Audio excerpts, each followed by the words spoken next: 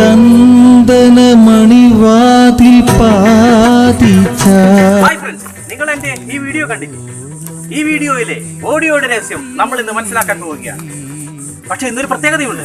നമ്മൾ യമഹ കീബോർഡിന്റെ മാത്രമല്ല കോർഗിന്റെയും രഹസ്യങ്ങൾ ഇന്ന് നമ്മൾ മനസ്സിലാക്കും. അതിനാൽ തന്നെ വീഡിയോ അല്പം ദൈർഘ്യമേറിയതാണ്. ആദ്യം മുതൽ അവസാനം വരെ സ്കിപ്പ് ചെയ്യാതെ കാണാൻ ശ്രമിക്കുമല്ലോ. നിങ്ങൾ ഇതുവരെ എന്റെ ചാനൽ സബ്സ്ക്രൈബ് ചെയ്തില്ലെങ്കിൽ ദയവ് ചെയ്ത് സബ്സ്ക്രൈബ് ചെയ്യൂ. ബെൽ ബട്ടൺ അമർത്തി നോട്ടിഫിക്കേഷൻ ഉടനെ തന്നെ ലഭ്യമാക്കൂ. ഞാൻ ദീർഘിപ്പിക്കുന്നില്ല, നേരെ നമുക്ക് വീഡിയോയിലേക്ക് പോകാം.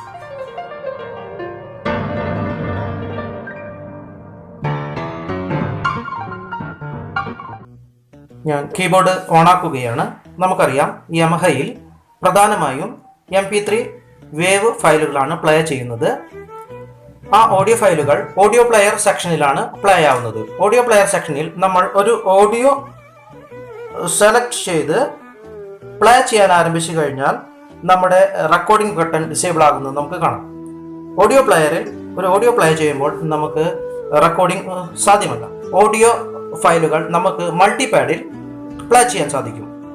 ഇതിൽ മൾട്ടിപാഡിൽ പ്ലേ ചെയ്യുന്ന ഓഡിയോ ഫയൽ എന്ന് പറഞ്ഞാൽ അത് വേവ് ഫയലിലുള്ള ഓഡിയോസ് ആണ് ഈ മൾട്ടിപാഡിൽ പ്ലേ ആവുന്നത്. അപ്പോൾ നമുക്ക് ആവശ്യമായ MP3 കരോക്കെകൾ നമുക്ക് വേവ് ആക്കി പെൻഡ്രൈവിൽ സൂക്ഷിക്കേണ്ടതുണ്ട്, ഇങ്ങനെ റെക്കോർഡ് ചെയ്യേണ്ടതിന്. അപ്പോൾ നമ്മൾ നേരെ ഓഡിയോ പാഡ് സെക്ഷനിലേക്ക് പോകാം.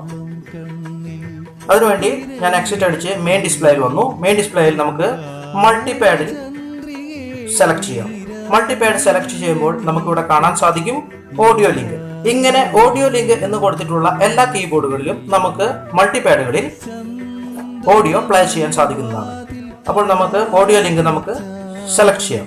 ഓഡിയോ ലിങ്ക് സെലക്ട് ചെയ്യുമ്പോൾ ഇങ്ങനെ ഒരു മെസ്സേജ് വരും. ഞാൻ ഓക്കെ കൊടുക്കുകയാണ്. ഇപ്പോൾ നമുക്ക് ഒരു മൾട്ടിപാഡ് ഇവിടെ വന്നിട്ടുണ്ട്, empty എന്ന് എഴുതി കാണിച്ചിട്ടുണ്ട്. ഇത് നമുക്ക് ആവശ്യമായ ഓഡിയോ ഈ പാഡുകളിൽ നമുക്ക് ആഡ് ചെയ്യാം. ശ്രദ്ധിക്കുക, വേവ് ഫയലുകൾ മാത്രമേ നമുക്കിതിൽ ആഡ് ചെയ്യാൻ സാധിക്കുകയുള്ളൂ. ഞാൻ ഒന്നാമത്തെ ബട്ടൺ A അമർത്തുകയാണ്. നമ്മൾ ഡയറക്റ്റ് പെൻഡ്രൈവിലേക്കാണ് പോകുന്നത്. പെൻഡ്രൈവിൽ ഉള്ള ഫയലുകൾ മാത്രമേ നമുക്ക് ഇതിവിടെ കാണാൻ കഴിയുകയുള്ളൂ, അതും വേവ് ഫയലുകൾ. ഞാനിവിടെ ഒരു ഫോൾഡറിലാക്കി വെച്ചിട്ടുണ്ട്.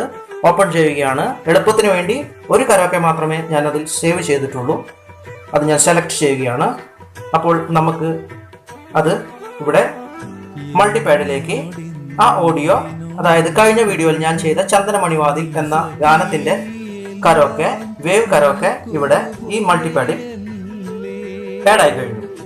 നമുക്ക് ഇനി എക്സിറ്റ് അടിച്ച് ഓഡിയോ ലിങ്കിലേക്ക് തന്നെ പോകാം. നമുക്ക് ഈ മൾട്ടിപാഡ് നമുക്ക് സേവ് ചെയ്യാം. സേവ് ഓപ്ഷനിൽ അടിക്കുകയാണ്. സേവ് വന്നു. ഞാൻ ഇതിന്റെ പേരൊന്ന് മാറ്റുകയാണ്.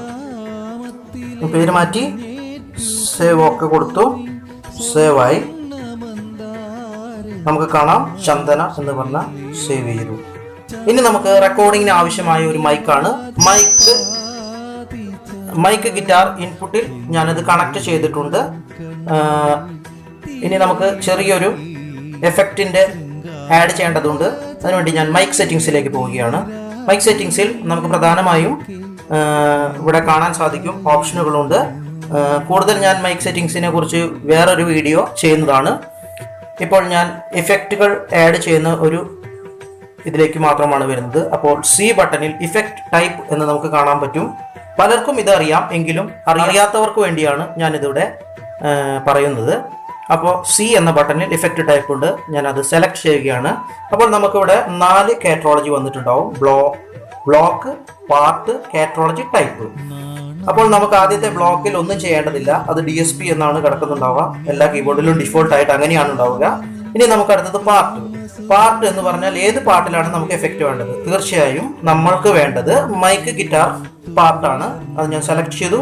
ഇനി അടുത്തത് കാറ്റഗോളജി ആണ്. ഏത് ടൈപ്പ് ഇഫക്റ്റ് ആണ് നമുക്ക് വേണ്ടത്? റിവർബ്, ഡിലേ എന്ന് തുടങ്ങി പല സെക്ഷനും ഉണ്ട്. ഞാനിവിടെ ഡിലേ സെലക്ട് ചെയ്യുകയാണ്. ഇനി അടുത്തത് ടൈപ്പാണ്. ടൈപ്പിൽ ഞാൻ ഒരുപാട് കാറ്റഗോളജി ഇവിടെ കാണാൻ പറ്റും. നമുക്ക് പല വേരിയേഷൻസ് മാറി ഉപയോഗിച്ച് നമുക്ക് ആവശ്യമായതും പാട്ടിന് യോജിച്ചതുമായ ഇഫക്റ്റുകൾ നമുക്ക് സെലക്ട് ചെയ്യാവുന്നതാണ്. ഞാനിപ്പോൾ ടെമ്പോ ഡിലേ 2 സെലക്ട് ചെയ്യുകയാണ്. നമ്മൾ എക്സിറ്റ് അടിക്കുമ്പോൾ തന്നെ നമുക്ക് മെയിൻ മിക്സറിന്റെ ഒരു അപ്പിയറൻസ് ഇവിടെ ലഭിക്കുന്നതാണ്. അപ്പോൾ അതിൽ നമുക്കിവിടെ ഇഫക്റ്റ് എന്ന ബട്ടണിൽ നമുക്ക് ഇത് മൈക്കിന്റെ എല്ലാതും അഡ്ജസ്റ്റ് ചെയ്യാൻ പറ്റുന്നതാണ്. നമുക്കൊന്ന് ചെക്ക് ചെയ്യാം. Hello hello hello. മൈക്കിന് ആവശ്യത്തിന് ഒരു എഫക്റ്റ് വന്നിട്ടുണ്ട്. ഇനി നമ്മുടെ റെക്കോർഡിങ്ങിന്റെ എല്ലാ കാര്യങ്ങളും പൂർത്തിയായി കഴിഞ്ഞു. നമുക്ക് റെക്കോർഡിംഗ് ബട്ടൺ പ്രസ് ചെയ്യാം. റെക്കോർഡിംഗ് സ്റ്റാർട്ടായി കഴിഞ്ഞു. ഇനി നമുക്ക് മൾട്ടിപാഡും റെക്കോർഡും ഒന്നിച്ച് പ്രസ് ചെയ്യാം.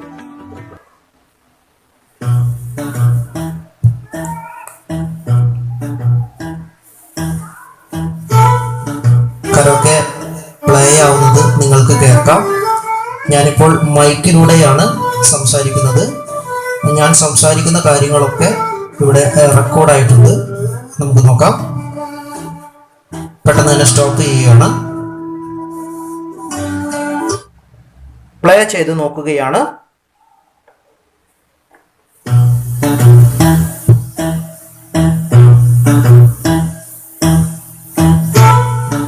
കരോക്കെ പ്ലേ ആവുന്നത് നിങ്ങൾക്ക് കേൾക്കാം. ഞാനിപ്പോൾ മൈക്കിലൂടെയാണ് സംസാരിക്കുന്നത്. ഞാൻ സംസാരിക്കുന്ന കാര്യങ്ങളൊക്കെ ഇവിടെ റെക്കോർഡായിട്ടുണ്ട്. നമുക്ക് നോക്കാം. മൈക്ക് കീബോർഡുമായി കണക്ട് ചെയ്തതിനു ശേഷം മൈക്കിന്റെ വോളിയം നമുക്ക് അഡ്ജസ്റ്റ് ചെയ്ത് വെക്കേണ്ടതുണ്ട്. അതിനായി വോളിയം സെലക്ട് ചെയ്ത് ആദ്യത്തെ ഓപ്ഷനായ മൈക്ക് ഇൻ സെലക്ട് ചെയ്ത് നമുക്ക് ആവശ്യമുള്ള രീതിയിലേക്ക് നമ്മുടെ മൈക്കിന്റെ വോളിയം അഡ്ജസ്റ്റ് ചെയ്ത് വെക്കാവുന്നതാണ്. അതിനുശേഷം പാടുമ്പോൾ ആവശ്യമായ ഇഫക്റ്റുകൾ ആഡ് ചെയ്യേണ്ടതിന് അവസാന ഓപ്ഷനായ മൈക്ക് ഓപ്ഷൻ സെലക്ട് ചെയ്ത് ഡിലേ സെലക്ട് ചെയ്യുക. ഒരു വലിയ കളക്ഷൻ തന്നെ, ഡിലേ ബാങ്കിന്റെ ഒരു കളക്ഷൻ തന്നെ കോർഗ് നമുക്ക് ഒരുക്കിയിട്ടുണ്ട്. നമുക്ക് പാട്ടിന് ആവശ്യമായ ഒരു ഡിലേ അവിടെ സെലക്ട് ചെയ്യാം. അതേപോലെ തന്നെ നമുക്ക് റിവർബും സെലക്ട് ചെയ്യാം. ഡിലേയും റിവർബും സെലക്ട് ചെയ്തതിന് ശേഷം നമുക്ക് റെക്കോർഡ് ചെയ്യാൻ ആവശ്യമായ MP3 ട്രാക്ക് നമുക്ക് സെലക്ട് ചെയ്യേണ്ടതുണ്ട്. ഞാനിവിടെ ഒരു ട്രാക്ക് സെലക്ട് ചെയ്യുകയാണ്. ഇനി നമുക്ക് MP3 record button long press ചെയ്ത് കീബോർഡിനെ റെക്കോർഡ് ചെയ്യാൻ തയ്യാറാക്കാം.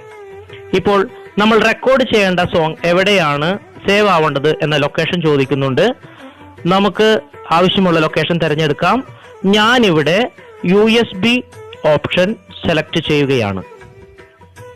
ഇനി നമുക്ക് റെക്കോർഡ് പ്രസ് ചെയ്ത്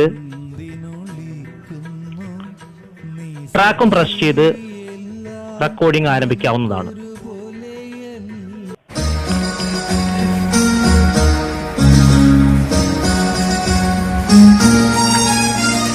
ഹലോ നമ്മളിപ്പോൾ പറയുന്ന കാര്യങ്ങളെല്ലാം ഇതിൽ റെക്കോർഡ് ചെയ്യുന്നതാണ്.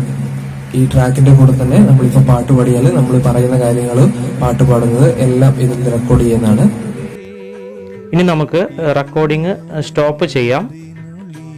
സ്റ്റോപ്പ് ചെയ്ത് നമ്മുടെ പാട്ടിന് നമുക്ക് ഒരു പേര് കൊടുത്ത് സേവ് എന്ന ഓപ്ഷൻ അടിച്ചു കഴിഞ്ഞാൽ നമ്മുടെ പാട്ട് ഇവിടെ സേവ് ആവുന്നതാണ്. സമയക്കുറവ് കാരണം ഞാൻ ഇനി അത് പ്ലേ ചെയ്യുന്നില്ല. അതെല്ലാം തന്നെ ഇവിടെ സേവ് ആയിട്ടുണ്ട്.